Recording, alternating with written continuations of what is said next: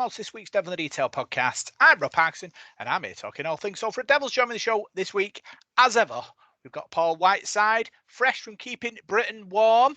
Bit of a cold patch this week. Been busy? Yeah, always busy, mate. Always busy, but it's good to get on the show 2 weeks running though. I've not done too bad, but yeah, it has been a busy week up to now. I'm off on Friday this week. It's my wedding anniversary, so Ellen thinks I've booked the day off for that, but I haven't. So I can go to St Helens on Friday night. so I'm not in a rush, but I'm sure I'll be a treat to a coffee or something in the daytime. But yeah, all good, mate. Thank you. Thought you'd be treating it to a day out in St Helens, and while I'm here, Salford are playing now. Who'd have thought that? I did that a few years ago. I went to that Knowles Safari Park. Said to her on the way, I went, I'm sure the reserves are playing at St Helens. I went, watch the reserves at Saints. But no, it was a birthday weekend as well. So I know it was Parky's Mrs. birthday on the same day, wasn't it? So we both had to look after her at the weekend, didn't we, mate? Yes, yeah. It's been a busy few weeks. Funnily enough, it was my wedding anniversary last week. And little story there, the night of our first proper date, we were at St Helens away, and I got accused of ignoring her. I was just playing it cool, you know what it's like. I went up for a cheeseburger at half time and walked past her and didn't let on. Apparently, could have all ended there, couldn't it? Yeah, and that was 23 years ago. So can't have been that bad, can I? No. First date, St Helens away. Surprised you didn't dump you on the spot. Well, to be fair, it wasn't actually that one part of the date. She was already going to the match, and I was going. We did go out after that. We did go out and have a nice night out, by the way, but not in St Helens because that's probably not achievable.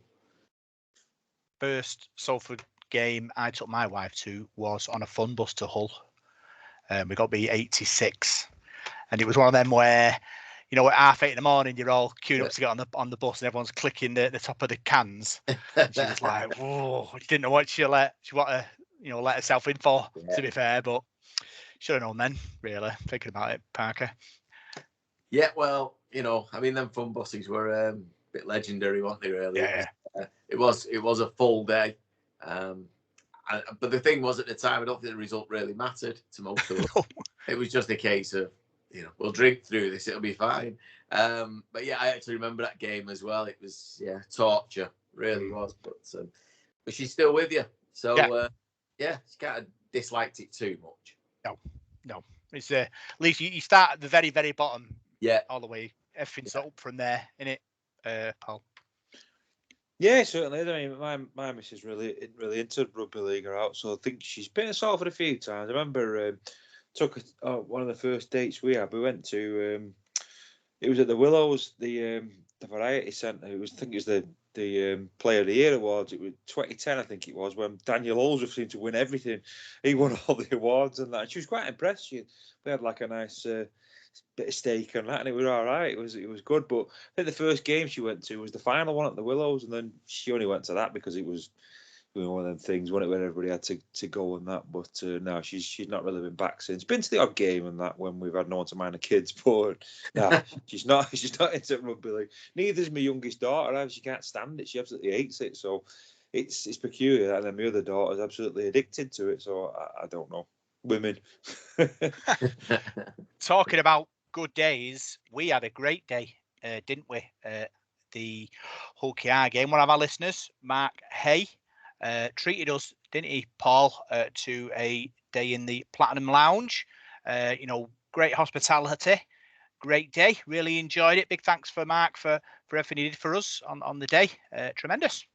Oh, it was a brilliant day, Rob. I really, really enjoyed it. Mark's a lovely guy, and we've been out with him before, haven't we? A few years ago when he came over to England, and he's always kept in touch with us, and he's always been a massive supporter of the podcast as well, hasn't he? And and spread our name far and wide in Australia. He's always been really supportive, and he listens every week and sends us nice comments, and just a genuinely lovely fella. And it was great to see him and his dad, wasn't it, on Saturday? It was his dad's 79th birthday as well, and it was great. I really, really enjoyed it. I think him and his dad are a sort of similar age to me and my dad, 23, 24 years difference. So he was saying to me, it's like, you can see like that we've got things in common and that, and a love for Salford and that, and I think it means a lot to him. So I really enjoyed it, Rob. It was great to be with you and Parky as well. I think it was just nice to be able to watch a game together, because we don't always get that, do it? It was nice and relaxed, and no, it was brilliant. I'd love to go in there again. It's really good. Yeah, fantastic in the Platinum Lounge, Parky, lady singing. We had interviews with Joe Mellor and Ethan Ryan. Paul's favourite Chris Wellen was there as well. He had an interview as well. Great food as well. Great company. First time you've met Mark in the flesh. What a great day. Yeah, I don't know really what I expected, but it was better than I could have. Like you say, I mean, the actual the Platinum sort of lounge itself is really good, isn't it? It's the food's good. Like I say, they had the singer on, which it took me about 15 minutes to realise it wasn't being piped through the speaker. So it was actually someone singing in the corner. I didn't have a clue. And then, like you say, they had the interviews, and then Martin Burkett and Shane Hansen were in there with us. That was good to see them, and Chrissy Wellham, obviously, who's a bit of a legend, really. But yeah, no, Mark was the perfect host. I thought, what a great bloke he is. He's fallen a long way to come over in, and obviously with his dad, his birthday and all that, but he treated us, and it treated us very, very well. It was a great night. Obviously, I'm delighted for the result and the performance, because it's a long way to come, and if it might have dampened it a little bit if we hadn't got the result, but no, brilliant. I can't thank Mark enough for his hospitality, because it was superb, and just chatting to him and soaking up both sides of the conversation. It was really good. Like Paul said there, for us guys to be together, because we don't watch the game together. We all sit apart in our own little spots or whatever, and that was different. That was nice, and the view from there where we were, it's easily the best in the stadium. Even with my shocking eyes, I could see virtually everything. Binoculars came out every now and then, but yeah, it was brilliant. A great atmosphere, and as we'll discuss later on, a great game. Yeah, add Willows vibes to it. If you say you stood in the Willows facing the club end, the bar at the top, where you had to go through like the fire exit right at the top, bit of a vibe to it in there like that, but like a modern day experience of that, I thought, especially with the singing and all the different sort of businesses as well, Park. It was a bit of a throwback, but a modern day one. It's great the club have sort of kept that going into the new stadium. Yeah, and hopefully. I mean, obviously it was a tricky night, the weather and everything else. I'm sure at other times it's probably absolutely packed in there with businesses. And if anyone hasn't, it's a nice treat if you could do it for your family or whatever. If it's someone's birthday or whatever, I'd go in. I'd highly recommend it. It was brilliant. The staff were great. And obviously, like you say, getting these interviews and these insights into what's going on at the club. And then Paul King came over and had a chat, and Ian Blease after the game. There's access to these people that you don't always get. And I know it's not, there's nothing. These guys will stop you at any time if you see them outside or whatever. But, them to come over to the table and have a chat. No, it's really good. And, like I said, I highly recommend it to anyone. Yeah. So big thanks, Mark, for your hospitality. And we'll see you again soon. So let's move on. Let's move on to the big win against Hull Kingston Rovers. So Salford Red Devils were victorious against Hull Kingston Rovers. They won 17 points to 10.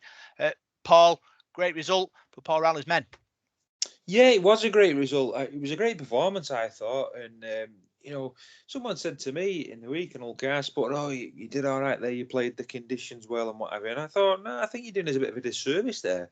I think with the better side. I think OKR turned up, and I think they underestimated us. I think with all the hype they had off Sky Sports, I think they rolled up and thought we're going to turn these lot over. And, I think we outplayed them every department. I thought Matt Sneed was absolutely tremendous. I thought the pack were fantastic. Like Sir Jack Ormeroy, King Bunny, IUR, Brad Singleton, they were brilliant in the front row. Even out wide, though, Chris Hankinson, I thought he had a great game. Defence was superb. He scored a brilliant try. And I think from 1 to 17, everybody played well. Everybody did the job and everybody played well. And when that happens, you can turn teams over and beat teams. So I was very, very impressed. I thought the desire and the commitment in defence was second. And on that first half, I saw a stat when we came back into that lounge, and they had the Sky Sports on the big screen. And I'm sure Hull had about 60-65% possession in that first half. And we were winning 12-0. So absolutely tremendous. And the odds before the game with Sky as well, Salford 100-1 to win the grand final. Hull KR 10-1 to win the grand final. So we tore the record books up, which was really pleasing. But no, I was thrilled. With the performance and 2 wins out of 2 at home. Yeah, Parky, discipline was better for me. Like Paul said, game management, Mark Sneed was tremendous, and like I say, Hull KR are quite fancied, aren't they? They are going to be competing at the top, say experts. So to beat them at home is a good sign on where we are and where we're going. Well, without doubt. I mean, I said, last week on the podcast that I just thought, okay, I'd have too much for us. I did go for quite a close defeat, but I just didn't. I thought the way they were playing, the role they were on, the vibe around the club at OKR, everything's on the up. But I think, like Paul said, I think they came here with a slight attitude problem. Maybe thinking that it might be easier than it was, and that's not going to be the case for anyone. I mean, we saw it on Sunday with Hull and London. Nobody's going to get rolled over that easily if you turn up with the wrong attitude. It's that simple.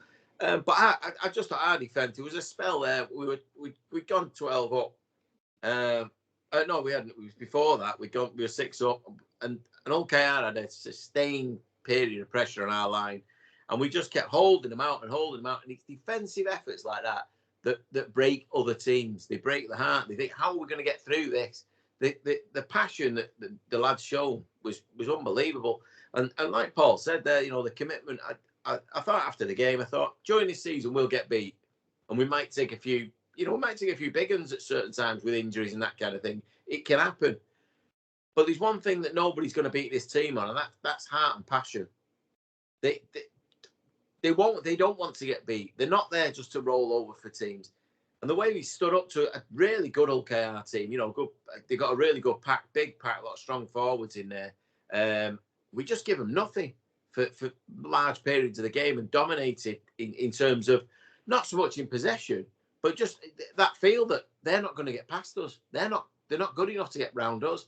And then again, like Paul said there, just picking out a few names. I mean, Mark Sneed, man of the match, he was unbelievable. But I think Chris Hankinson's done himself the absolute world of good, because if Nofaluma comes in eventually, Ethan Ryan, someone's dropping out, and at the moment he's undroppable. He's a centre playing on the wing, and he's been absolutely phenomenal. His defence, every time he's up against really good wingers there for OKR, he didn't, he wasn't out of place for anything.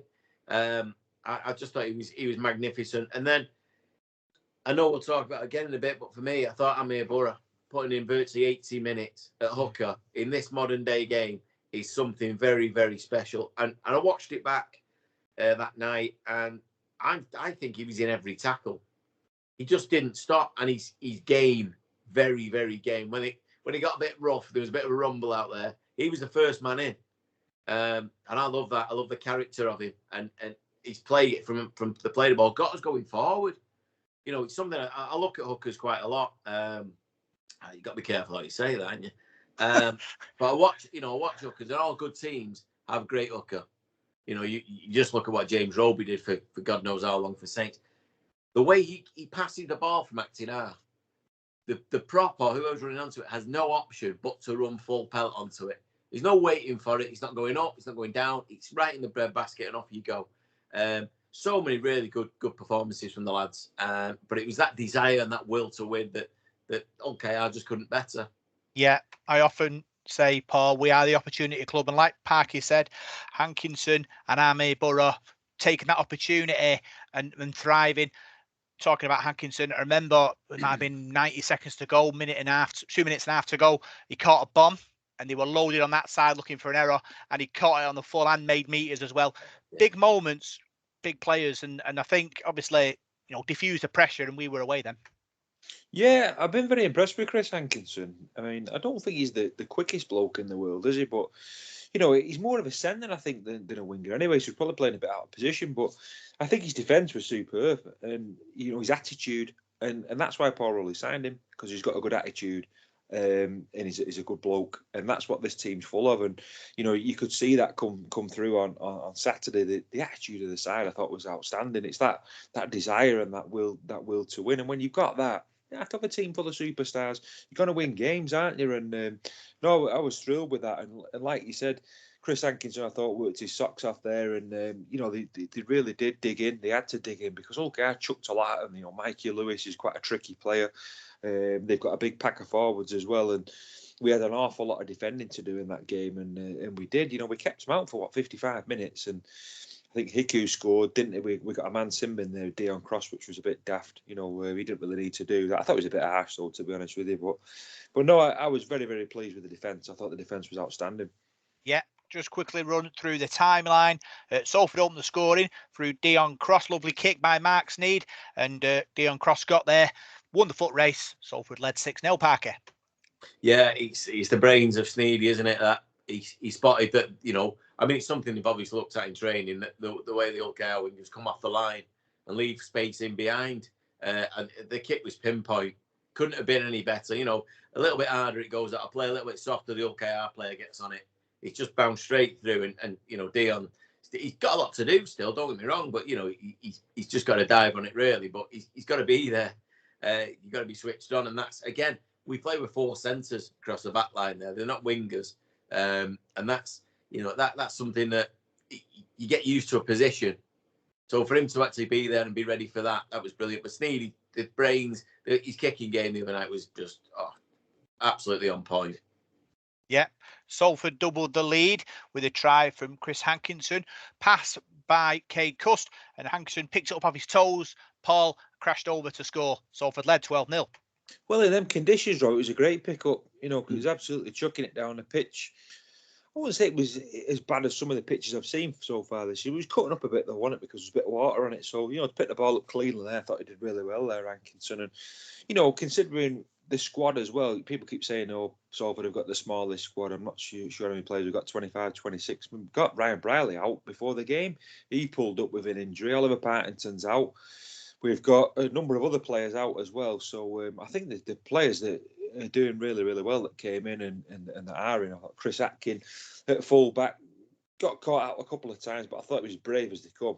I thought it was a really brave performance from him as well. And, at short notice, you just slip in there. I mean, losing Brierley was a massive thing, and you wouldn't have thought so because the players just sort of just got on with it. And I listened to Mark Sneed's interview at the end of the game, and what a man he is. He's just brilliant. I mean, he said on the interview, someone chucked a pint at him, and he just laughed it off. He just laughed it and said, "Oh, it's all right." And I thought, what a great attitude to have.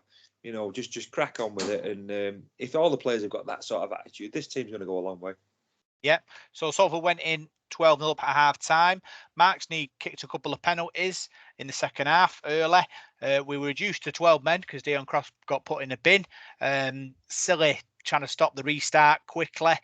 Parky, we talked about NRL discipline, but it's suppose it's different. This one, he's trying to be smart, but I think the referee probably looked at Dion Cross and thought, "This isn't you, Dion. What are you doing?" While he raised his yellow card. So I suppose he'll live and learn, and it's the way he moves on. Yeah, I know. We mentioned it last week though with Jack Ormonroyd. It's little things like that don't need to be done that can cost you games. And they, straight away you saw from the penalty, they attacked that side where Dion would have been. They did a shift to the left and then right back to the right. They were targeted and then ended up scoring on that side because we were a man light. And that's the difference it makes. We can't afford that, not at the moment. And it was a silly one. Joey Burgess, we know he can do that. We know he can tap it and go. He's done it for us enough times and made 60, 70 metres. If that's the case, that's the case. That's not your problem to deal with. He didn't have to do that. And it's just those little things that we need to cut out. And at the moment, like I said about, Chris Hankinson on the wing, we've got 2 wingers trying to get fit to get into that team. Little mistake like that, it costs you a game or something. You don't play. So the players have just got to switch on a little bit more when it comes to that kind of thing. I know what he was trying to do. I don't think there's any need for it. I also don't think it's a yellow card because it's the playing's already stopped. He's, what's it doing really?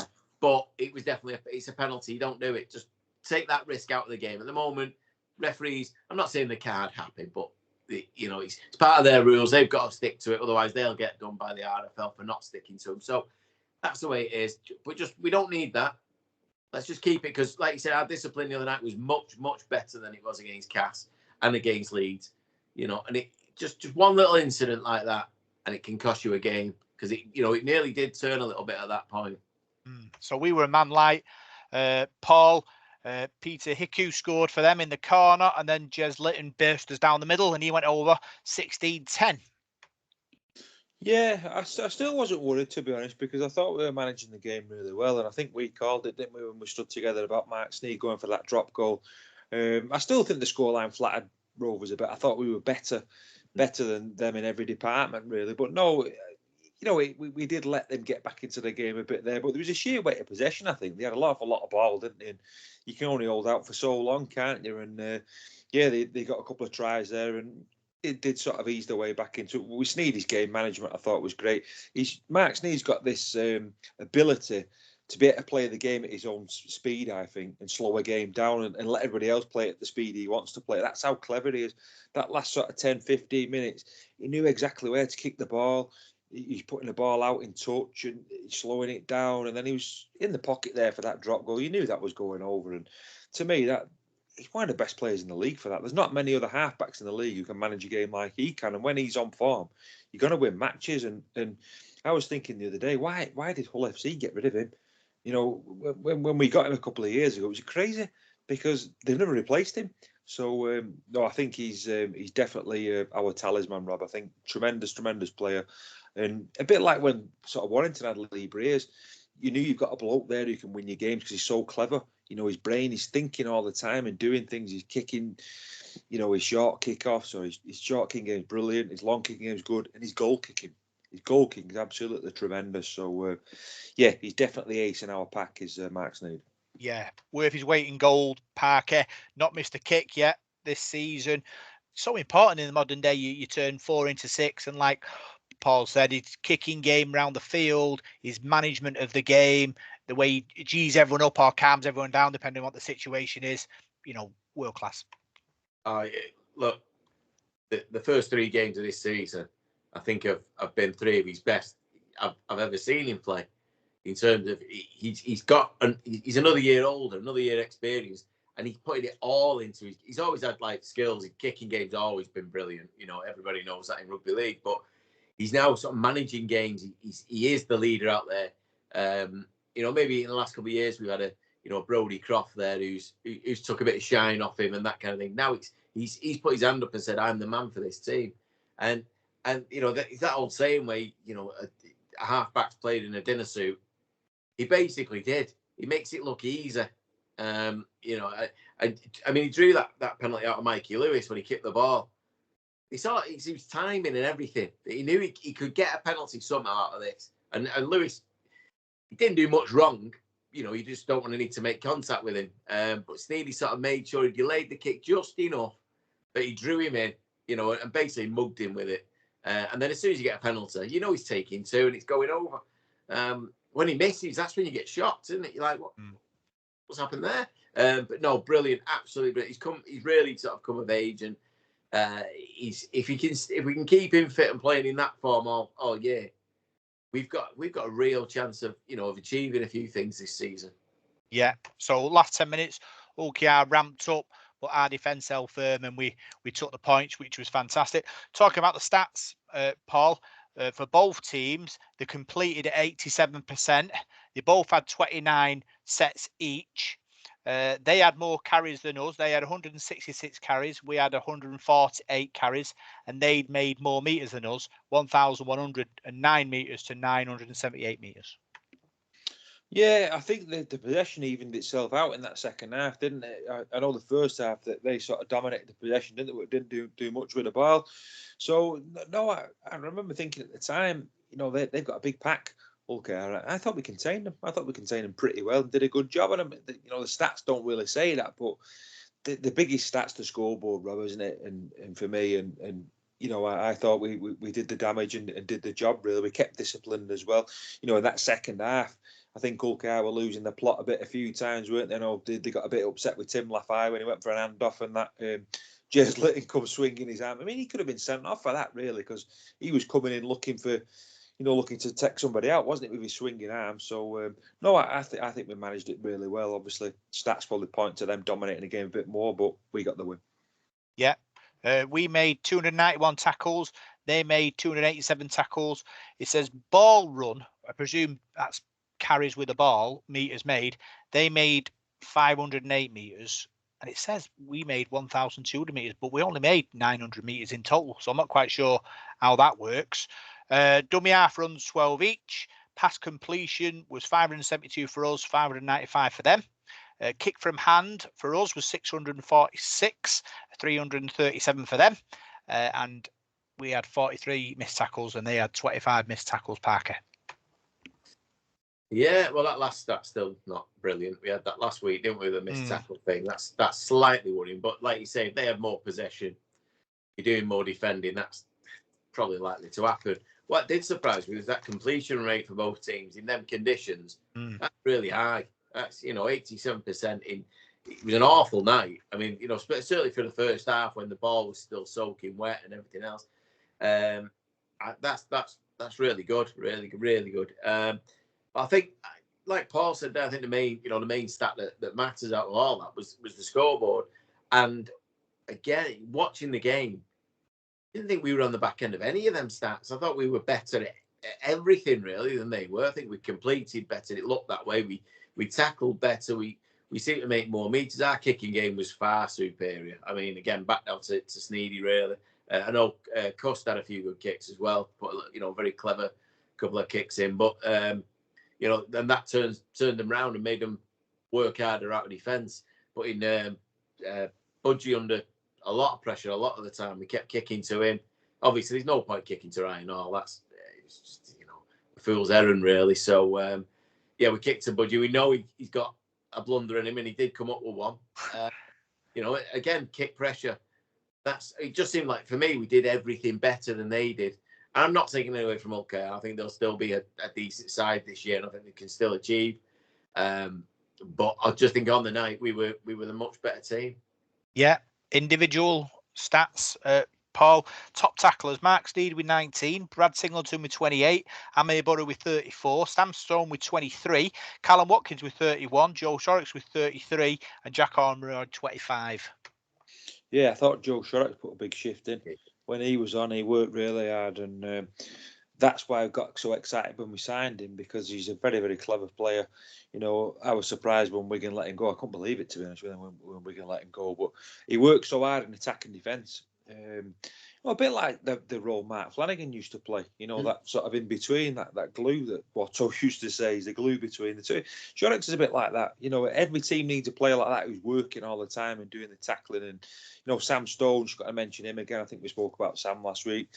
He's vastly becoming one of the best back rows in the league for me. I think Sam Stone's got a great future. Shane Wright's getting better and better each week. Still, he's got a lot to come back from. It's a big confidence thing, that injury. He's getting there every week now, and we've got a good pack. We have got a good pack on the quiet. We've not got probably the biggest pack in numbers. We're a bit light on front rowers, but I think our first choice side there, it just goes to show it's a good team. Cade Cust as well has impressed me, because I think perhaps Cade Cust is the reason why Max needs having a bit more freedom. I think Custy's probably said to him, "You're the man. You lead the team and I'll work off you." Whereas last season it was different with Brodie Croft. If you look at Sneed, he's playing a different role to what he was playing last season. He's sort of dominating more, and Cuss working off the back of him. And Cuss a clever footballer, and he's also a big lad as well, and he can do the tackling. So I think Cade Cust and Mark Sneed, it's a new relationship. It's only 3 games old, but I think it's blossoming now. I think they're starting to work really well together. Yeah, ever since I told Joe Shorrocks, he reminds me of Sam Panap, playing like a world class loose forward, Parker.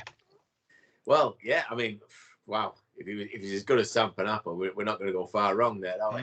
I think the thing I like Shorrocks. I liked him at Wigan. I think again, I'm with Paul. I don't quite understand what Wigan are thinking. Not that they particularly need him, because they've got a great team and a brilliant pack anyway. But him and Ollie Partington obviously missing.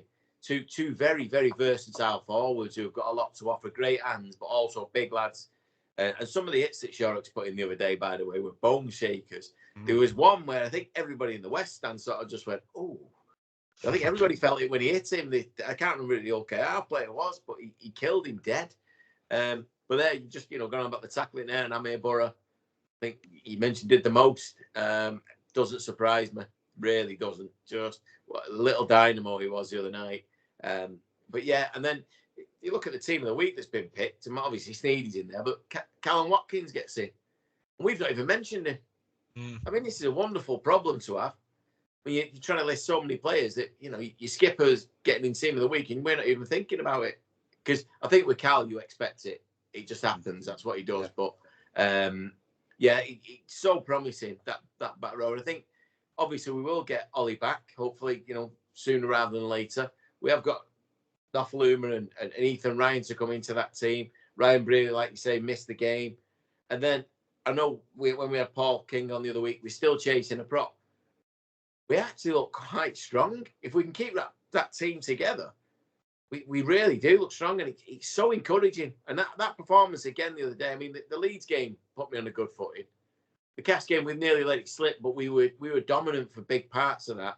So it's just about concentration. It's early season. And then Saturday against all the pundits and even myself, we proved everybody wrong with an outstanding performance. So things are looking quite rosy. Yep. Top meter makers, Paul Neil McDonald 102, Tim Laffey 136, Brad Singleton 84, Callum Watkins 141, and the others were round about 60. 141 for Callum Watkins. That's an outstanding stat. And you know, like Pike said, just echo what he said. Really, I don't think we mentioned Callum Watkins because he's an absolute world-class player, and you just sort of, it's not out of the ordinary for Callum to play well because he always plays well. And I think he's got better and better for us. You know, he's having a real Indian summer at Salford, probably at the back end of his career now, but he's never ever let us down. I think what the experience he brings to the team is absolutely vital. People look up to him in that team, and I think when he's around, he has a calming influence on that side as well. And I think he's been tremendous. Like Brad Singleton was good as well. I think he's another one who doesn't take a backward step. He's aggressive. He gets on his front foot. Jack Ormerod, I thought, was good. I thought that's the best game he's had for Salford for a while. That his form's been in and out, but you know, if he can get that form back, he's a big lad. He was a big, aggressive lad, and I think there's a couple of times there was a bit of handbags, wasn't there? And I saw Brad Singleton was in the middle of that, and you wouldn't mess with him, would you? I mean, you interviewed him the other week, and he's a bit of a beast, isn't he? Yeah, he's very straight. He's very straight. He's a rugby league player. That's his job. He comes to work and goes home. There's no airs and graces about him. But no, I thought he had a good game. I thought he played really well. Amir Burra as well. I know you've already mentioned him, but I think we had this discussion before the season, didn't we, about Amir? You know, when we were saying about signing other hookers and things like that. And I think we said that it's up to Amir Burra now to make that number 9 his own. He's got the opportunity now. And he's taking that opportunity with both hands. He really is, because he's working his socks, so he's getting better and better every week. You can see the confidence coming out in him now as well. And I'm delighted for him. And the good thing about Amir as well, which I love, he's got the aggression, and he's a bit niggly as well. And I like that about him. He's a winner. So I think we've got a little gem in him. I think he could be a really, really top player. Yeah. Average gains, Parker, Neil McDonald 10, Tim Laffey 8, Amir Burra 7, King V 8, Callum Watkins 9. So Callum in all 3 categories. See, that's why he's in team of the week. Does anyone remember when Callum Watkins was an international centre? You know what I mean? He looks like an international back rower. It's just bizarre. He made that transition without anybody even thinking about it. And if you needed to, I bet you could just stick him back in the centre now. Talking of centres, McDonald. Wow, this man's a beast, an absolute beast. I mean, he is a big lad, you can see that, but the meters he makes, he is in contact. Every time someone gets hold of him, he's still going forward. I mean, we're lucky to have Tim Laffey in one centre, who we all adore, we all quality. But Nene McDonald, or Nene, sorry, Nene, been corrected, it's Nene. Nene McDonald is absolutely, I think he's good enough to go back to the NRL. I really do. I don't know what Leeds did to him, because he looked brilliant at Leigh, went to Leeds, made a real big impact, and then fell out with everybody. So, but that's not unusual there, is it? Bit of a basket club that. And then he's come here, 3 games in. He must have made over 100 metres in every game. And that's massive for us, because we said last few years we don't make enough metres coming out of defence, or coming off our own line. Him and Timmy Laffey give us that. And I think Nofaluma could give us that when he comes into the team. He's another strong lad. We look different. Then we're on the front foot. Then Mark Sneed, Kate Cuss, Amir Borough do what they do, get us going forward. It just turns the whole game around, having players like that in your team. So really positive to see players getting over 100 metres. You know, when you think it was only a season, maybe season and a half ago, we had a game where nobody made more than sort of 30 metres. I mean, we're coming a long way. Yeah. Big thanks for your 3-word man of the match reports. Luke OD, determined, disciplined, Sneed. Andy, Lancashire, defence wins matches. Sneed. Parker, you said dug deep again. Amir Borough. Richard Martin, fantastic team spirit, Sneed. Bill Lever played so well, Sneed. Colin Wilson, super smashing great, Sneed. David Walling, guts, determination, success. OSF, team performance shines, Sneed. I said Platinum Club Reds, Amir Borough. Anita, forwards were awesome, Sneed again. Mark, discipline wins games. Shorrocks, Pete Brady, defence wins games. David Deakin, who expected that? Sneed.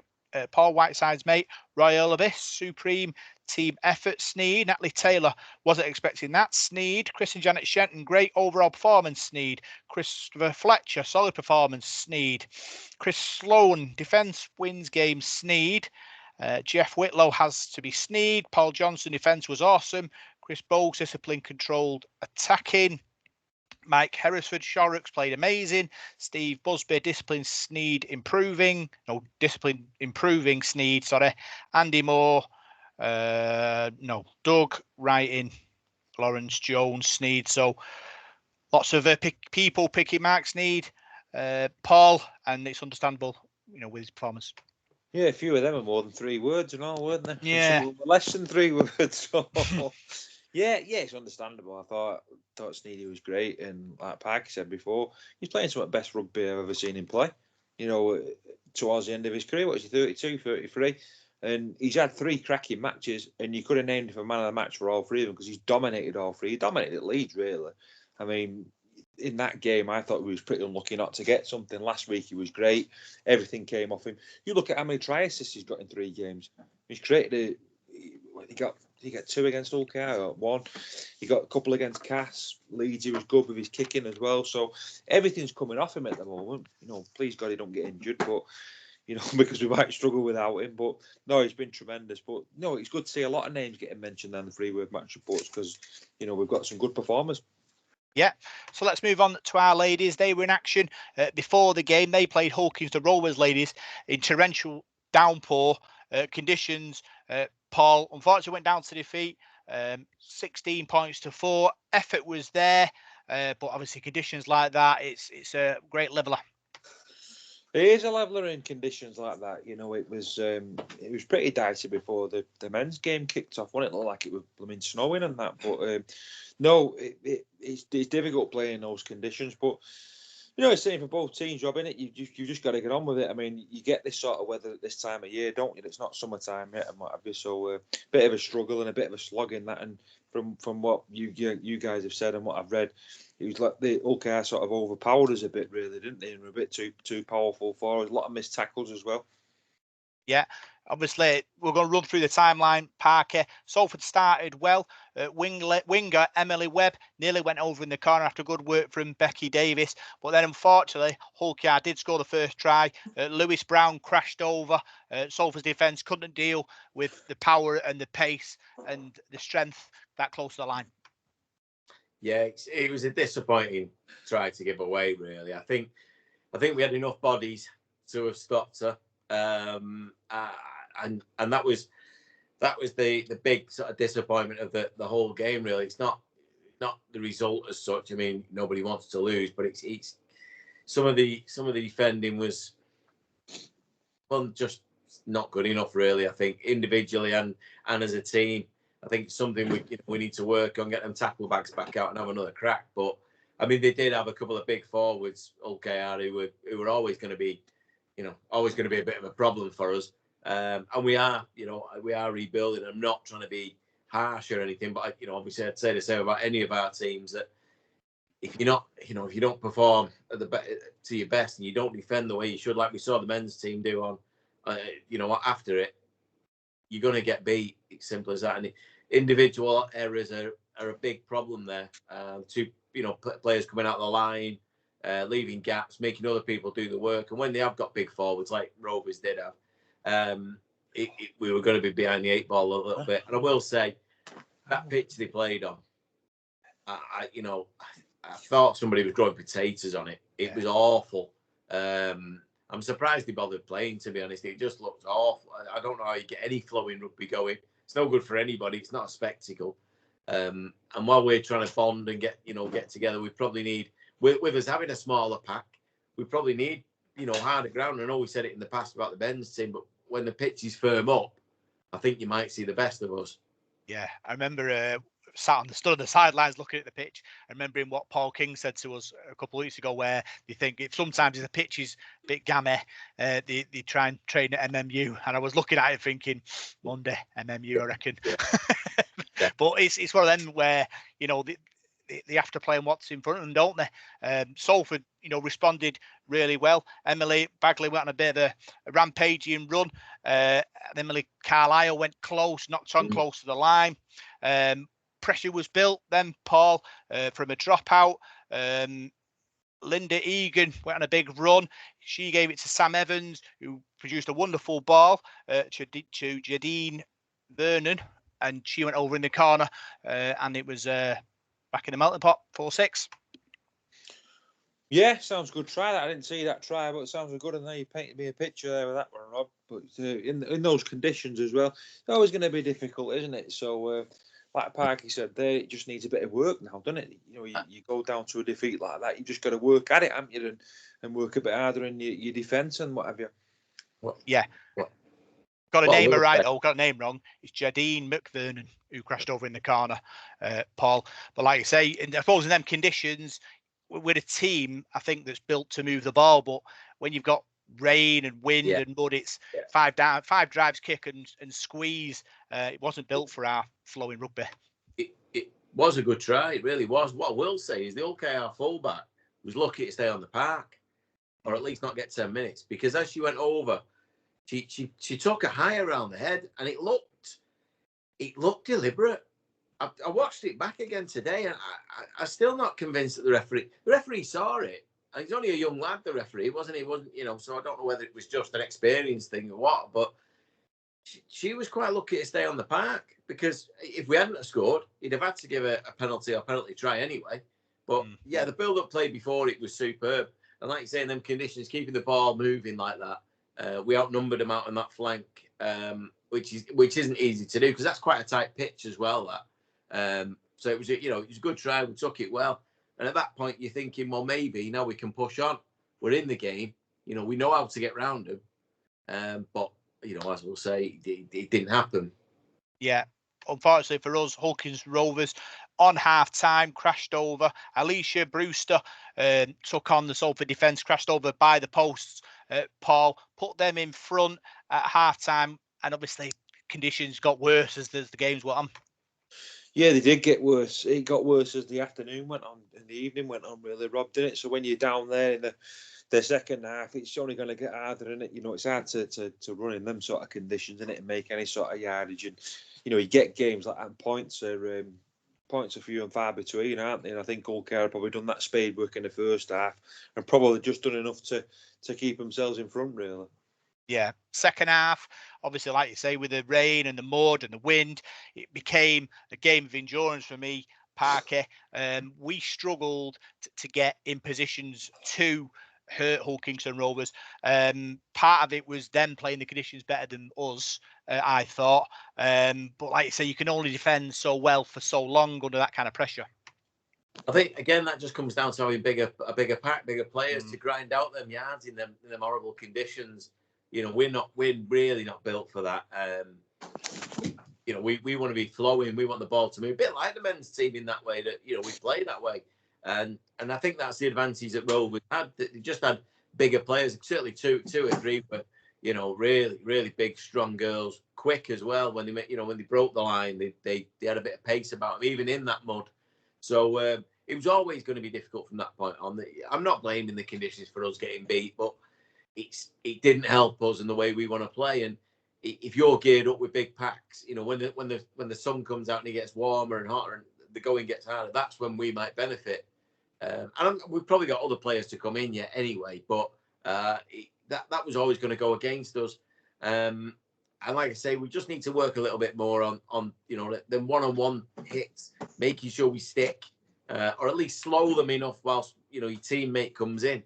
Because they just made too many meters for us, and when you're on the back foot and you're defending in them conditions, you're not going to hold out. But when we did get in position, Paul, we had chances. Jem Myler, lovely pass by, I think it was Demi Jones, put her through a gap. She knocked on as she was crossing the line. Jadine McVernon on the edge, nearly crashed over in the corner. Alex Simpson with a little kick through, got pulled back for offside. It was one of them games where just needs a bit of luck and a bit of territory, and we win that game. But like you say, in them conditions, it just becomes a war of attrition, doesn't it? Yeah, well, you've got to get your defence right first, haven't you, Rob? You were saying that about the defending and whatever. So get that right, and then you can move on and start winning games. But it sounds to me like, okay, I just had the edge in that game, didn't they? And you know, a bit of hard work and get back on that training pitch. And the next time they play Old Kingston Rovers, then maybe we can turn them over. Well, yeah. One thing I will say, by the way, sorry, I've just seen the Warrington ladies team for this year, and there's 4 names in there that I can see that were with us last year. That's not going to help us at all. 4 very key players as well. You know, Serena Tamu, Meg Conliffe, who we've had on the podcast, Louise Fellingham, who was skipper, Lauren Ellison, another really good player. We've lost that kind of talent that's been built over the last few years, and we're rebuilding. So it is going to take time. It doesn't help that, you know, our players have been poached and taken to other clubs, but it's what we as a club has faced for 150 years, basically. So, welcome to it, the ladies. This is what it's all about. But we'll rebuild, and I think we will get better as the season goes on. And like I say, when conditions are more beneficial to us, I think you'll see the best of what we can do. Yeah, remember we talked about our Player of the Year awards curse. Whoever wins Player of the Year leaves the next year. Both of our ladies who've won Player of the Year now have both left. Megan Cunliffe and Sage Bannister. Sage Bannister's gone. I think she's going to be playing for England Touch Rugby in Australia. She's in the mix for the squad, which is great. Good luck to her. But yeah, it's I suppose the curse doesn't matter whether you're male or female. It'll still strike, Parker.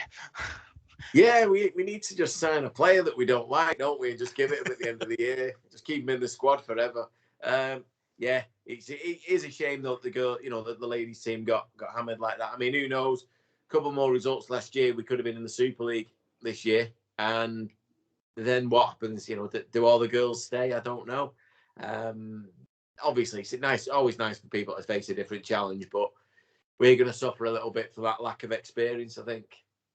But like you say, we're living, we're learning, Paul, and that's all that matters. Like you say, we've lost a few bodies, but we've brought some in as well. And obviously, it'll take time for this team to mould and grow together. Obviously, only the first 2 games of the season. I think next game's against Leigh at the end of the week. So, another opportunity to get together and try and get a result. Yeah, it does. It does take time to build teams, doesn't it? You know, when you've lost players as well, and the 4 players you named there, were really big names in the team last year. Louise Felling, the captain and leader. She was an inspirational leader, wasn't you? So you can't just replace these people overnight, can you? It does take time. So I'm sure as the season goes on, things will get better. Yeah. So that's the match reports, and now we'll do news. So we'll start with Salford Council. They've given Salford £315,000 Parker to tide us over while the negotiation of the stadium is going on. Obviously, it's great. We've talked to Paul King about the process and how long these things take. We know now the wheels are in motion, which is great. Yeah, I haven't been able to read the full story. It was on the Evening News website, but on my phone I can't sort of make it any larger. It just goes full of adverts, so I couldn't actually read the full thing. But I presume is this a loan or has it been given? It's part of it's called the Subsidy Control Act. Right. Okay. So I think it's like a, to keep you going until we've organised it. Here you go. I don't know whether we have to pay it back or not, but it is what it is, Paul. Great things. Obviously, we know what the situation is. Paul King was crying out for to get it over the line quicker or a bit of assistance. So I think we were due. We've been waiting for 2 years.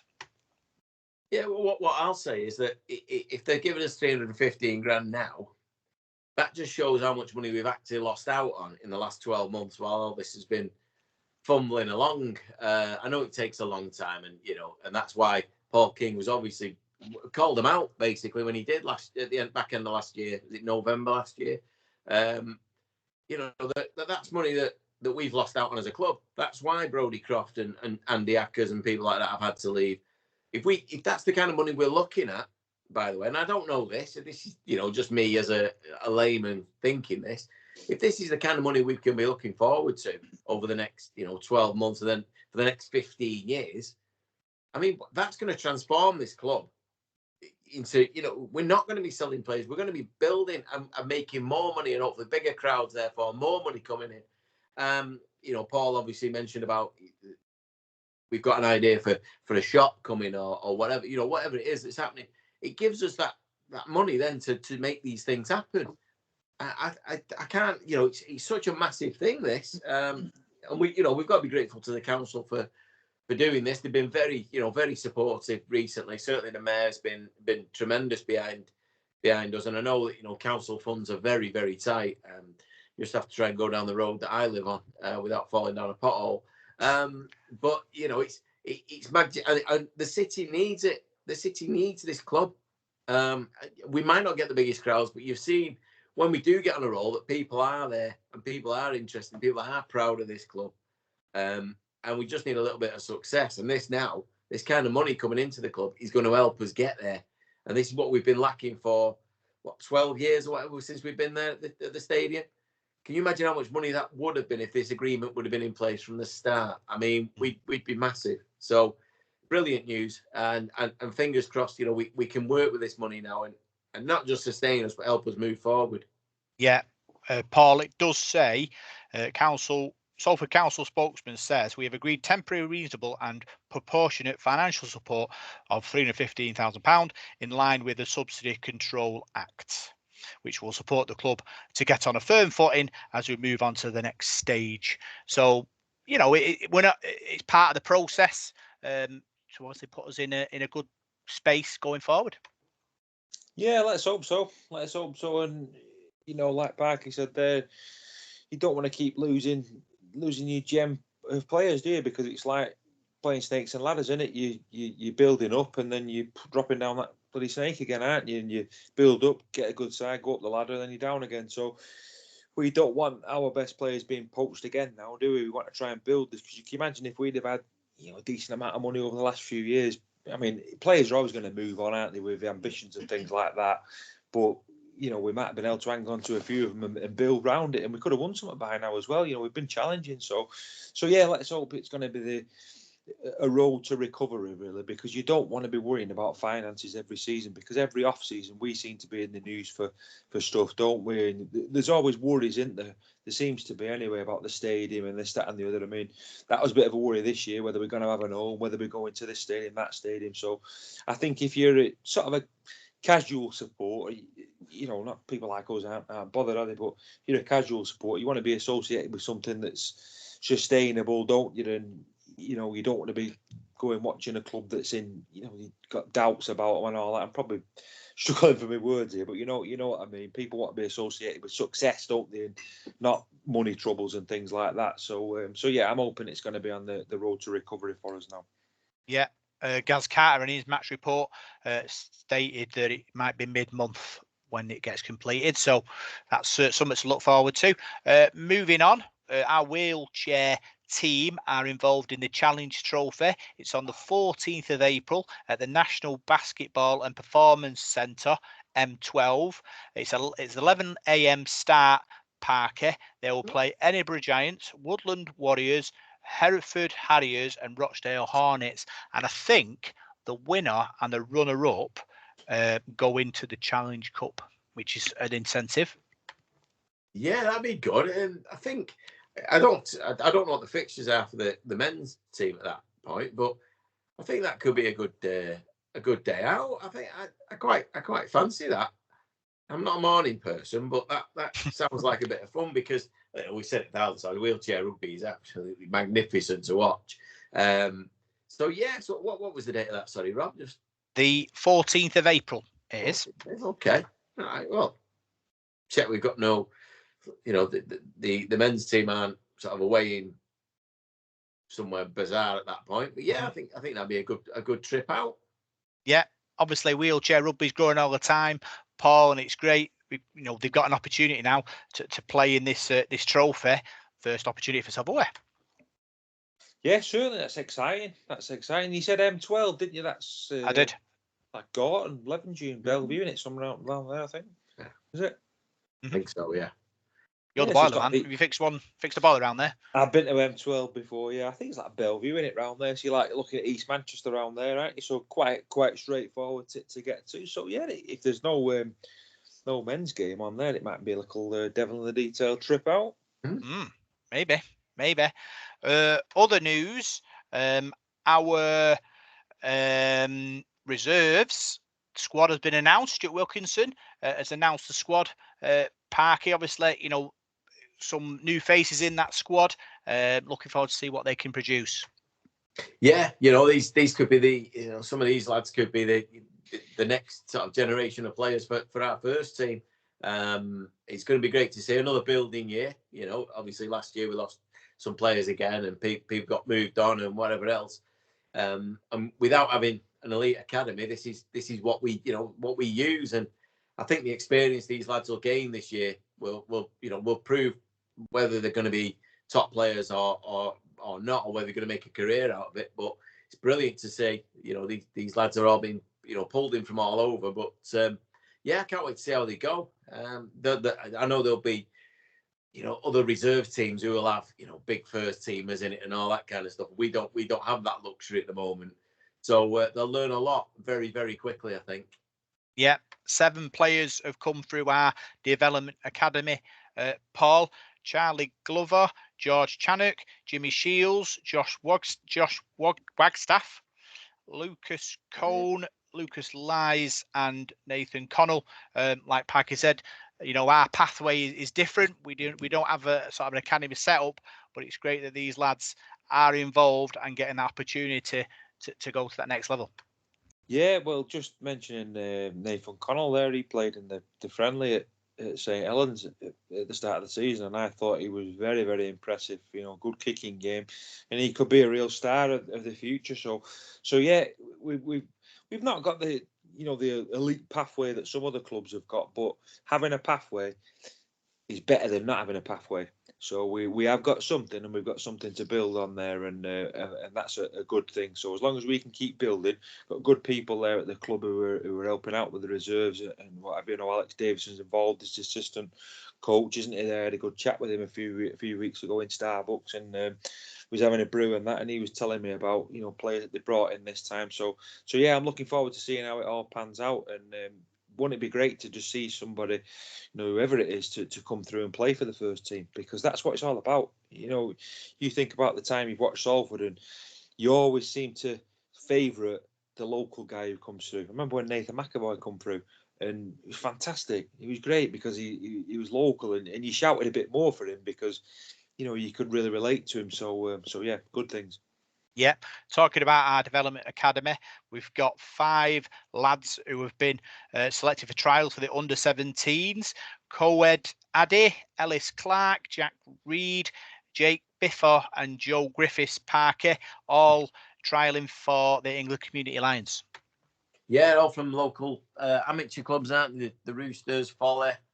Brilliant to see, that we are producing players, because, it's something that we've struggled with in the city for all our time, really, because we're so dominated by football. But now it seems that finally we're getting this, these players coming through. I know every now and then we get a gem, don't we? We get an Adrian Morley or a Nathan McAvoy or, whatever. but they're few and far between. But now it seems to be coming through in bigger, stronger numbers.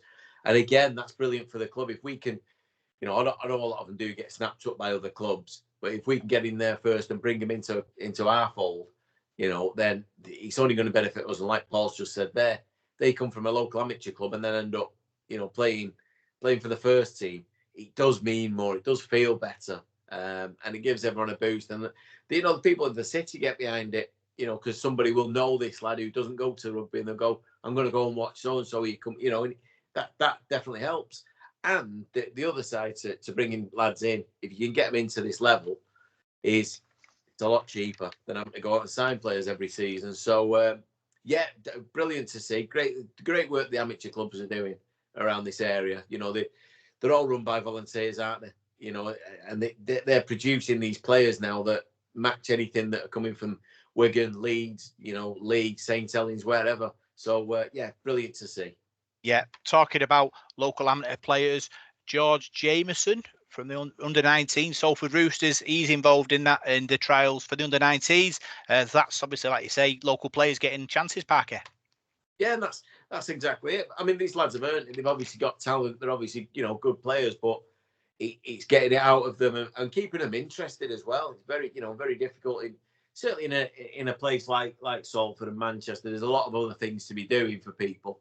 In turning up on training on a wet, freezing cold Thursday night shows, real dedication and like I say, it just shows what a great job people are doing around the game, bringing these players through and hopefully the club can stay connected with these amateur clubs and build a better. But I know Paul King mentioned it the other week that we're trying to bring back a couple of competitions, like the Valentine Cup used to be, get that back up and running and promote these amateur clubs. And it's a two-way thing, and we will produce more players. Yeah, let's talk about world news now.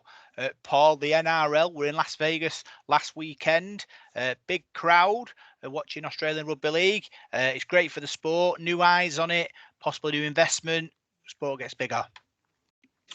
Yeah, it certainly does. There was over 40,000 there, wasn't there? And saw some of the pictures from the stadium as well the day before. And it looked a tremendous stadium, tremendous atmosphere. And then when you got 40,000 in there, I bet it was fantastic. I'd like to know how many Americans actually went to see that. Probably get a lot of people from Australia going over there watching the various clubs and that. But you think rugby league would take off in America because they seem to like sort of contact sports, don't they? Now I've watched a bit of American football on the telly, and that's very stop-start, isn't it? It's not really all action, is it? Like rugby league is. So it's took a long time for football to take off over there. We're talking about 40 years. It's took for football to sort of catch on, and so I don't know about rugby league, but I think it's a great idea. It's a great idea from the NRL, the way they've marketed that to go and play in Las Vegas. I mean, you look at the razzmatazz that you get there in Vegas, it's not much bigger, is it, anywhere? And where are we having the Magic Weekend? At Ellen Road, yeah, great.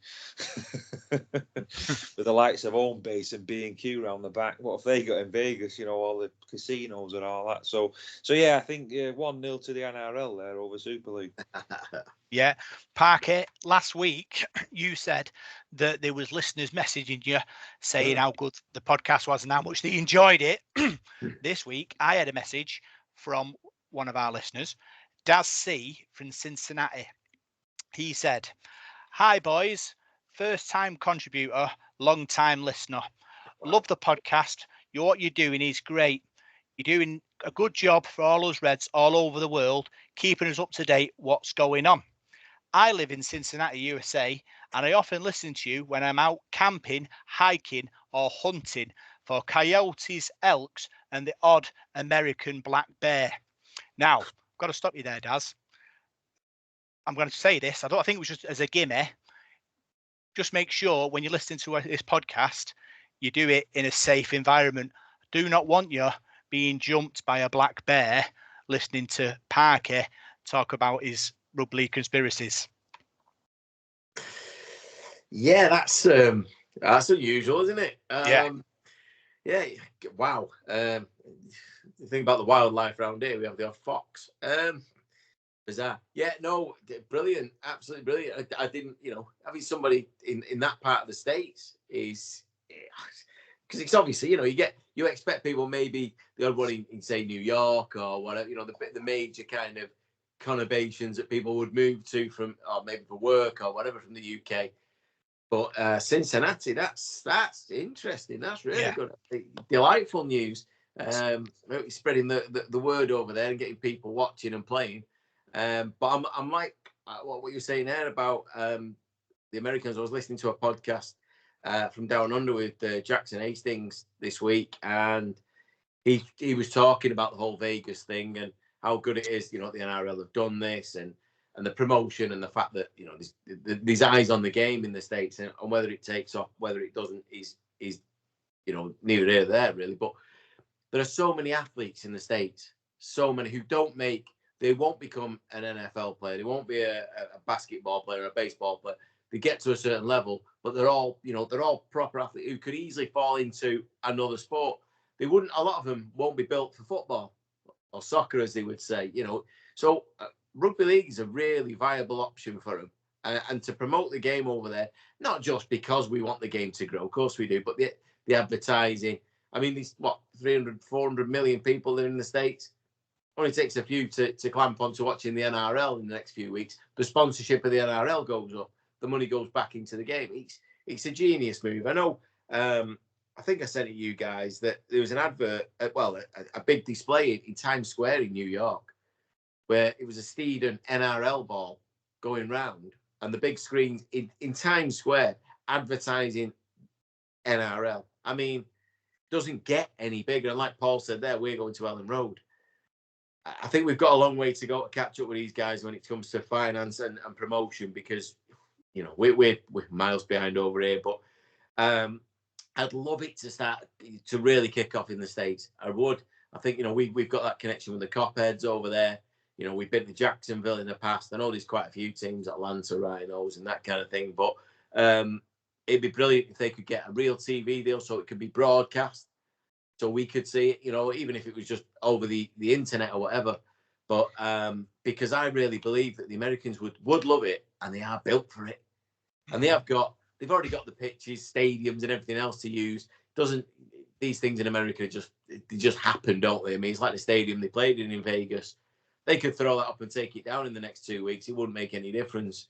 It'd take us 12 years and £7 billion to do it. So, the Americans are just ready for it. And I think, like the Aussies, they buy into it. They love that physical contact, so yeah, let's, fingers crossed it's done some good.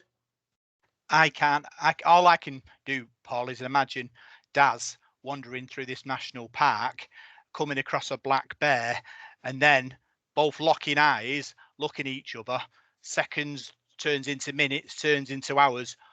Both bear and man wondering what happens next, and then suddenly,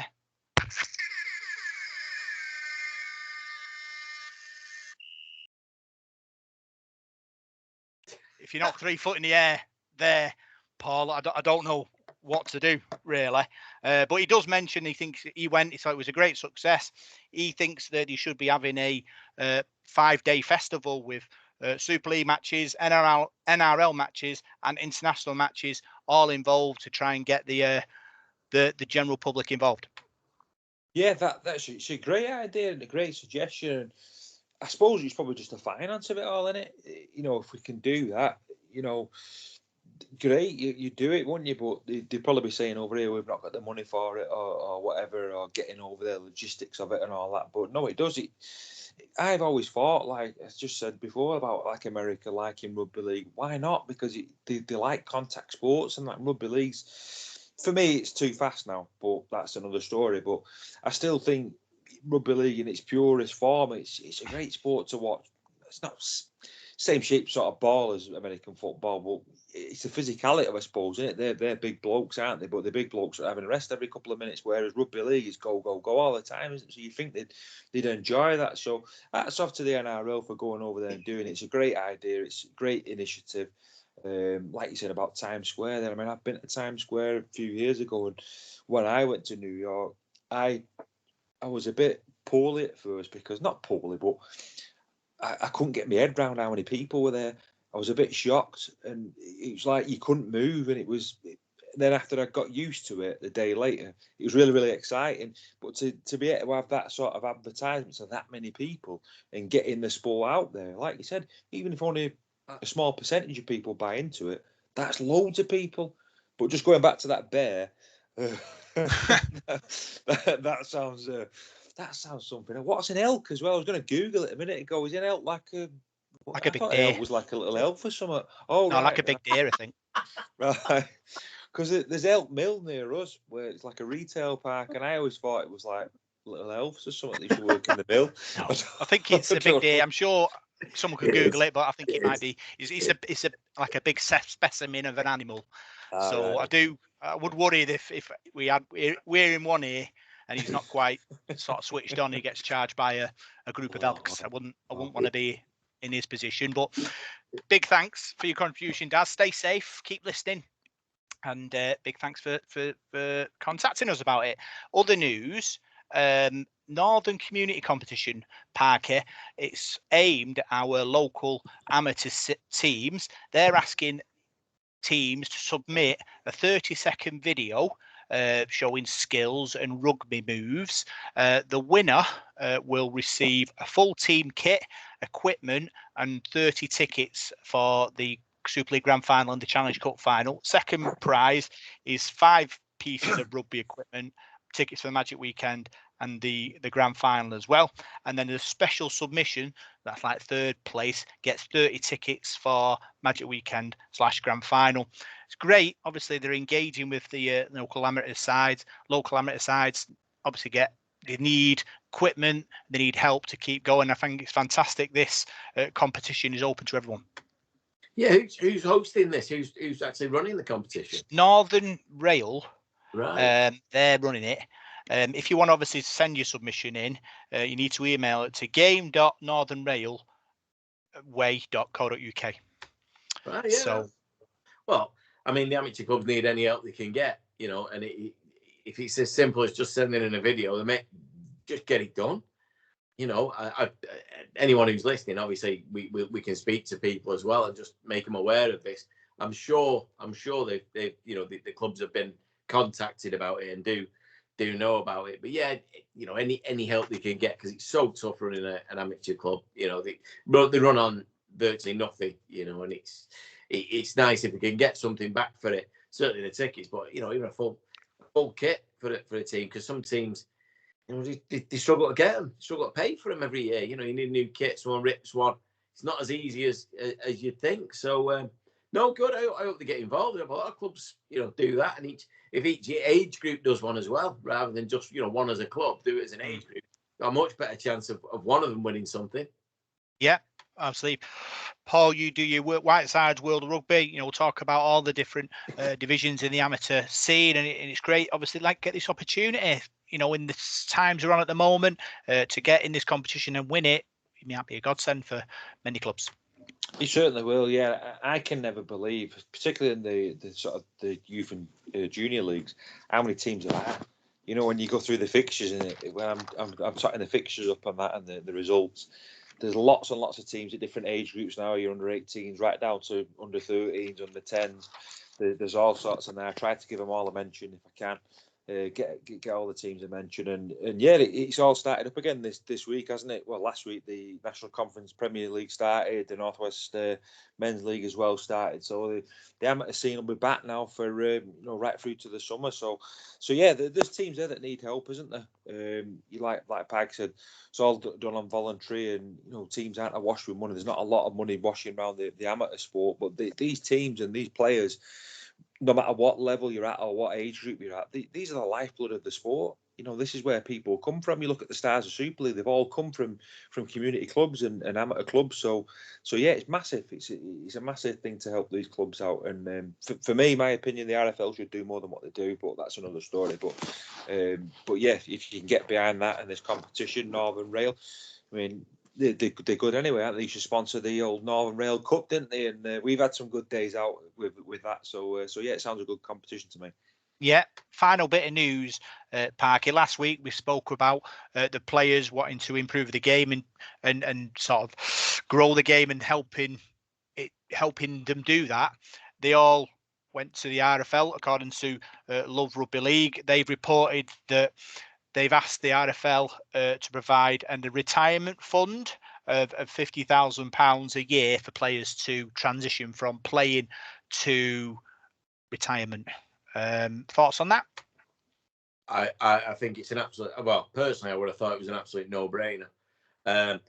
Listen, without the players that we have, these athletes who put everything out there for us every week just to entertain, I think they deserve more than they get. And certainly we've seen players when they come to the end of their career who've really suffered. They've got nothing to go to. These are full-time professionals from when they're 16, 17, but only into their early 30s, younger than any of us are now.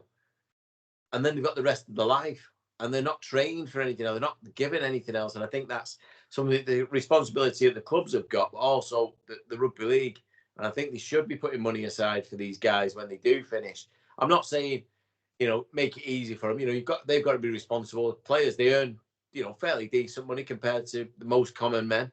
And you've got to do your own sort of saving and your own planning, but there has to be something. Some players who will end their careers with injuries and all sorts of things, who maybe not able to go to work properly anymore or do a job that they may want to. So yeah, I think that would make sense, and they need to listen to the players.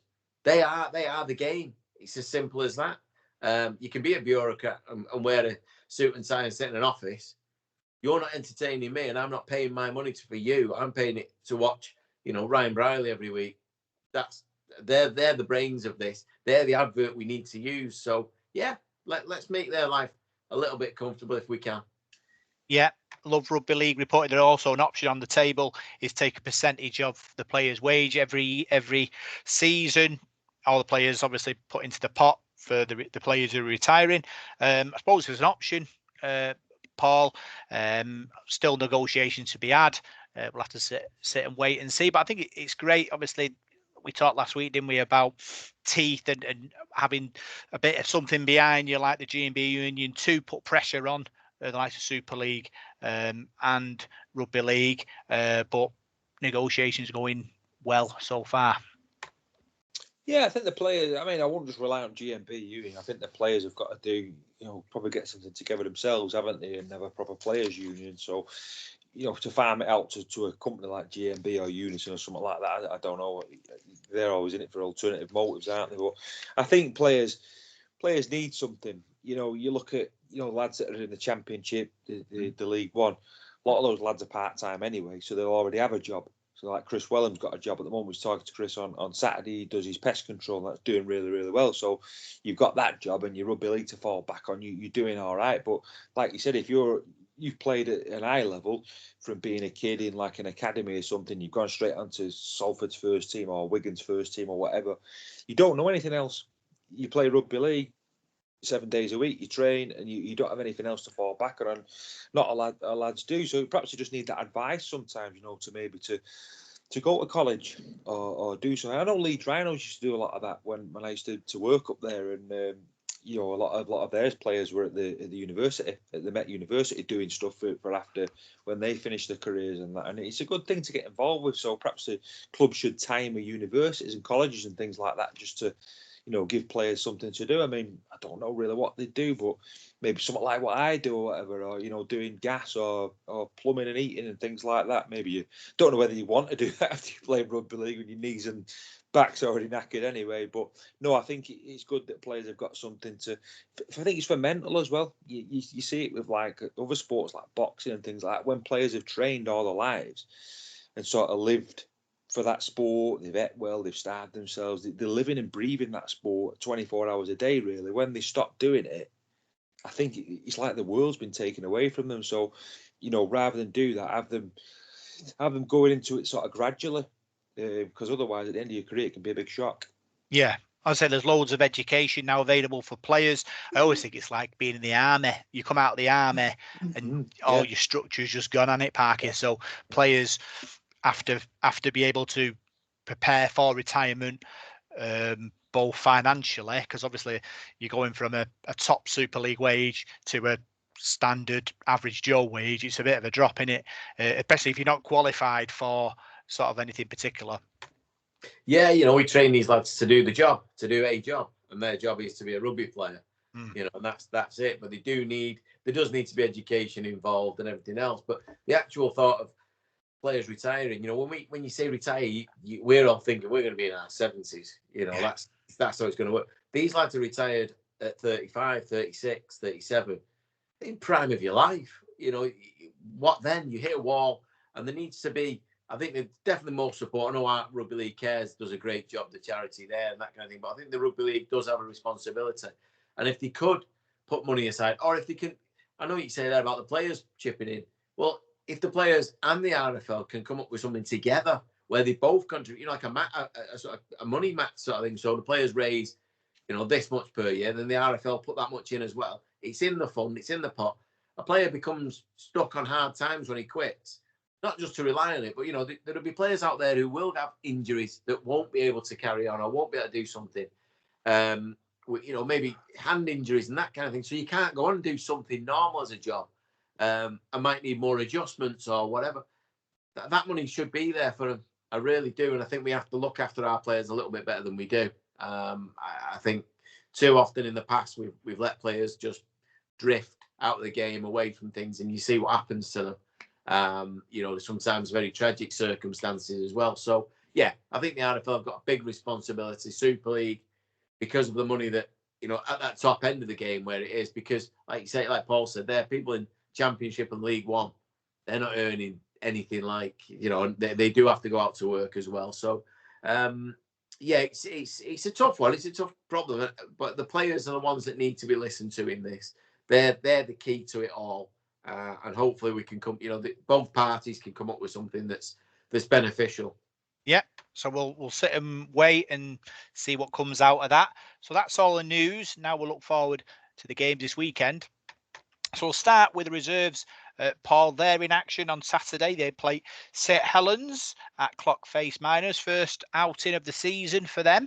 Obviously, St Helens are a good side. We saw most of their reserves, didn't we, in the friendly? So it'll be a challenge. Oh, it certainly will be. Yeah, you look at some of those players that they had in that friendly game, and they're well drilled, they're well schooled, and you know exactly what you're going to get. Particularly with Wigan and St Helens players, they're a conveyor belt of players that come through there, isn't there? So that'll be a tough test to start, but that's the kind of test you want. They'll want that. They want a good test and a good stern test to see where they're at. A bit of a yardstick to see where they're at. So I'm sure they won't let us down on Saturday. I'm sure they'll go there and give a good account of themselves. Yeah, new faces have come in. Parker, faces from our development academy as well. Nice mix, obviously experience as well that have been there last season. We'll see how it plays out. Yeah, I don't know if anyone watched the documentary about St Helens when they went over to Australia for the World Club Challenge last year. It was on after this year's World Club Challenge, I think, or the day before. Anyway, as a club, it's all as what they all play to a pattern. They're all so if you're an academy player now and you go into the reserves and you go into the first team, you know what your job is. You know how the team plays. You know how to fit straight in. You can be dropped in at any point. That's the level of where Saints are as a club. I mean, it was brilliant to watch this sort of behind the scenes thing. We're obviously a long way off that, a long, long way. But they've got a style of play that they play to. So from what Paul Whelan says at the top, it goes right the way through the club. So that our lads will go there on Saturday and they'll try that. They'll give everything they've got. But they'll be up against one of the elite reserve teams that you're going to meet. So like Paul said there, this is a yardstick. This is just to see how far we've got to go to get to that level. I mean, you look at the Saints team now, how many of them players were Saints Academy players of their first team? If you look at last weekend's team, I'd say probably 7 or 8 of that team came through. Even go back to, their coach they've got, Paul Wellens, came through St Helens. It's what they do, and that's the level we've got to get to. So it's a brilliant test for the lads, and I'm sure they're up for it. I'm sure they'll be buzzing to go and face basically some of the best that they're going to meet. And as the season goes on, you're going to meet teams who are going to be lower level or not as good as Saints. So I think it's a good place to start. We can see where we're at. Yeah, our ladies are in action. Paul, this weekend on Sunday. They play Leigh away from home, 2 o'clock kickoff. Keep your eyes on club socials for more details. Big challenge for Mike Grady's ladies. Played him in a friendly, lost, but obviously now they know what to face. Got another 80 minutes under the belt. Opportunity. Yeah, that's right. Yeah, they did play in a friendly, didn't they? But they've got more minutes under the belt since then, so we're looking forward to this week, and hopefully weather's a bit better. It was a bit of a naff day to play last Saturday, wasn't it? So yeah, I'm sure they're looking forward to getting out there, because that's what you tend to be like after a defeat where you've not played well. You want to get back out there and do it justice, don't you, and play well. So I'm sure you'll get a reaction. You usually do. So I'm sure they'll be looking for that this weekend. Yeah, they've only played one. All the teams have played one game this season. Parker. Leigh beat Alton 26-6 at Alton. Bradford beat Stanley 28-22 at Stanley. We lost to Hull Kingston Rovers. Dewsbury Moor, Sheffield and Cass didn't play. So it's going to be a tight league. There's some good teams in there. The likes of Leigh. Bradford beating Stanley is a good result as well. Yeah, definitely. I mean, the thing, I was just thinking about that with Leigh. I think this will be the third time we've met them in our last 4 outings. Yeah. I think we know them quite well by now, don't we? No, it's a different team completely. And again, like Paul said, if the weather's different, you don't know. It's obviously going to be a tough challenge. I think Leigh would probably start favourites for this league this year, I presume. But we've got to be up there as one of them. Obviously, Rovers did a job on us, but I know last year we got the better of Bradford. Alton we beat a couple of years back, and then they beat us. It was shared really. But yeah, I think it's going to be a tight league, but we can pick up points. Maybe the first 2 games are really tough when you think about it. Two of the bigger teams, if you like. And as the season goes on, we'll get slightly easier fixtures. So yeah, this week again, it's another good test for the girls. Against probably the best team in the league. Let's see where we are. Let's see what we're doing. Another week working together, and just it's probably, again, I've said it a few times in the past. It's not always about the result. It's about the performance, and I didn't think Saturday we showed our best. I know, like I said, the conditions didn't help us, but so this week is a chance now to rectify those things. And if we do, if we can beat them, great. If we don't, but we put in the performance, it builds us nicely for the rest of the year. Yeah. So let's move on to Paul Rowley's men. They're in action against St Helens away from home. Paul, tough place to go. St Helens, our record's not the greatest there. Big test. Obviously, we played him in a friendly. Sort of scratched about, but it was our only sort of friendly. No Ryan Briley. Well, got injured in the warm up against Hull KR. Probably a doubt over his fitness. I know they've brought Ethan Ryan in to the squad, so I suppose Paul Rowley's got options there. Not the greatest, Rob. It's absolutely awful. St Helens. Yeah, it's a tough place to go. It has been since I started watching Salford anyway. Knowsley Road or this new stadium. But having said that, since they've moved to this new stadium, we've come close on a few occasions. I can never remember us being that close at Knowsley Road. 27-26, I think, with that Matty Smith drop goal that time. Just after Carl Harrison got sacked, and sort of mid-90s we had a couple. I think when Fatasini got bundled into touch off the ball. I remember that night, Friday night. I think that one.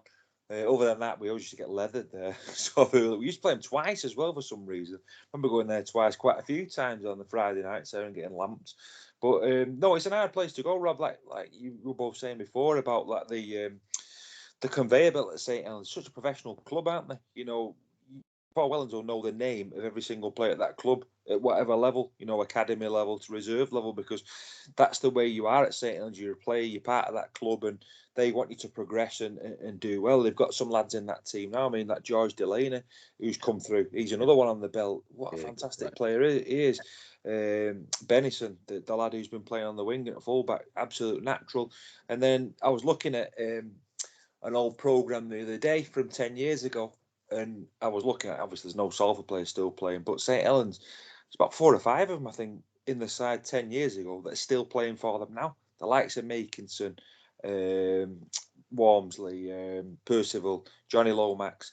they've all been in that side for over a decade, and that brings along the other players like Jack Wellesby who comes through, and he's probably been there a few years now, and there's another group of players coming along behind him. So it's just a never-ending sort of factory of rugby league players, really, if you like. So yeah, it's going to be a difficult game, but I'm confident we can do well. If there is no Ryan Briley Parker, who do we play fullback? Ethan Ryan, if he's fit. Chris Atkin. I know he played fullback against Old Kingston Rovers. Dion Cross, he's played fullback before, I think, for Widnes. So options for Paul Rowley. Yeah, I'd be surprised if Ethan Ryan actually plays. Paul Rowley said at the start of the year he was about round 5 or round 6. Well, we're only in round 3, so it'd be miraculous, really. And if you're going to give a player his debut and a first run out, I don't think you do it away at St Helens. I don't think you risk it. I think he has to go. If there is no Ryan, then we have to go with the team we had last week. He did as well. Chris Atkin, yeah, he missed a couple of high balls and he will get tested. That's where it's going to be. But he was, as brave as a lion, putting his body on the line constantly. He was in the right place at the right time. He got massive raps off everybody, who was commentating on the TV. Everybody thought he had a great game. So I'd have no problem. It'd have to be Chris Atkin at fullback. But it's like Paul said there. It's a massive challenge. Every time you go to St Helens, it's a massive challenge. Well, every time you play them anywhere. But if we defend like we did on Saturday, then we'll keep in the game. I don't think we'll have enough perhaps to beat Saints. But I watched them against Leigh last week, and Leigh really stuck it to them. They made it hard for him. Again, discipline probably cost Leigh in the end, and that's going to be a big thing. We'll need a strong referee because we probably won't get the rub of the green most of the time. But yeah, I thought Leigh really, if they'd held the ball a little bit better and kept the discipline, could have come away with something. They were really, really good. They muscled up in defence, and that's the main thing. They cut off all Saints options, and that's what we've got to do. And then hopefully just take our chances when we've got them. We've got players who can score tries. We've got men who will get us out of trouble now. I think, Hankinson was brilliant at that the other day, and McDonald, Timmy Laffey. So, yeah, we should go there with a little bit of confidence. More than, when we went there for the friendly, I could have told you what was going to happen. And I would have expected by round 3 that the same thing was going to happen. I'm not sure it will now. I think I obviously fancy St Helens, and most people will, because they're at home and they're just such a great club and great team. But I think we can we can test them, and that's the main thing. And again, like I've said about the ladies there, if we don't get the result, it's about the performance and building on that, because we've got another tough game coming up straight after that. So yeah, just come away with a game, fingers crossed, without injuries. Keep our discipline, keep men on the park, and make Saints work for whatever they get. Prediction time, Paul? Well, they don't concede many points, St Helens. They've played 3 matches and conceded 8 points in 3 games. So if you're going to beat St Helens, you're going to have to defend, because they don't concede many. So you're going to have to keep them out. So I never back against Salford like the fool I am. But I can't see us winning there, to be honest. 44 years is a long time since we won there. So, but I'll go with Salford, as I always do. I'm going to go for a low-scoring game, because I think they'll be hard to score against. 12-10, Salford. 12-10, Salford. Parker? Well, there's no Nando's for me again this week, as everybody will hear on my predictions. I'm not confident of a win. I'm confident of a performance. So I'm going to say Saints 20, Salford 8. 28. I'm going to go Salford to win. Chris Atkin hat-trick. Salford to win. Saints 10. Salford 26. 26-10. Atkin hat-trick. Paul. Yeah, well, I'm not going to slag it off, Rob. It comes true. So Yeah, you never know with rugby league, do you? You never know. One thing that I just hope doesn't happen is that we get somebody sent off early doors or someone gets sin binned and we sort of bit out of the game within 20 minutes. You don't want that to happen. Like Parky said, even his prediction of 20 points to 8, I'd probably settle for that. A good performance in that game. We come away with our heads held high. Then you can really chuck everything at Wigan then on the Thursday night. So yeah, we just don't want to get hammered in the game. But as I keep thinking to myself, I'm getting older now. Am I ever going to see us win at St Helens? 44 years is a long time. Surely your look's got to change sometime. So we've had some real close games there.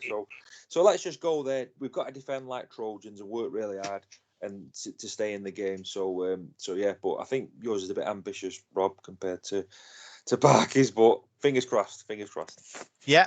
So that's the end of this week's podcast, Paul. Another great show. Lots of great chat. Looking forward to weekend now. Yeah, really enjoyed it, lads. It was great to see you both on Saturday. Really enjoyed it with Mark. So best wishes to Mark, and when he goes back to Australia, safe trip and whatever. And yeah, good to speak to you two guys again. Looking forward to Friday. Yeah, and I want to say a big thanks to all the people who have donated via the Ko-fi, obviously helping us to fund the programmes, which helps us produce this podcast, and all the listeners who have listened to the various podcasts that we've put out this month. We've got record numbers this month, Parker. Unbelievable. Can't thank them enough. It's like you say, it's just three lads and a laptop talking Salford Red Devils for an hour and a half. Sometimes every week, and everyone loves it and enjoys it and engages with us. Absolutely. I mean, Daz in Cincinnati. We've got Mark in Wollongong when he goes home. I know listeners all over the place, and it does amaze me. Really good. You sent me something this week about some of our listeners, and it's bizarre, but I mean, we look, like I've said 1,000 times, it'd be pointless doing it if people weren't listening. So just delighted they do, and it does make it all worthwhile. And and obviously the donations are just something above and beyond for me, sort of something I can't grasp. I really can't. But just thank everyone for listening and contribute. Obviously send us tweets and whatever. Get in touch. It's obviously your pod as much as anybody else's, and if you're not listening and not contributing, you're just going to have to listen to us all the time, and nobody really wants that. So, like you say, Daz there in Cincinnati sending his ideas in and that kind of thing. Please get in touch. It gives us something to debate as well. We'll all have our own opinions, just like on the result of the match this week. We'll all have varying ideas, but that's what it's all about. So thanks everybody so much for listening, and again, thanks to Mark for his hospitality on Saturday. Yeah, I can't wait, Paul, until the listener in Thailand who's on the boat up and down that canal contacts us. Like we said, we listeners all over the world. We can't thank everyone enough for engaging with us, Paul. But yeah, it does blow your mind sometimes where people listen. Yeah, they'll have to get us some invites to where they're listening from. We'll go out and do a podcast over there with them, like a live one or something great, that in Cincinnati or Thailand or somewhere like that. So no, but it's great, and it's just fascinating, to think people are listening to what we're talking about. And yeah, like Parky said, get in touch, and we'll debate it all day long, won't we? It's great.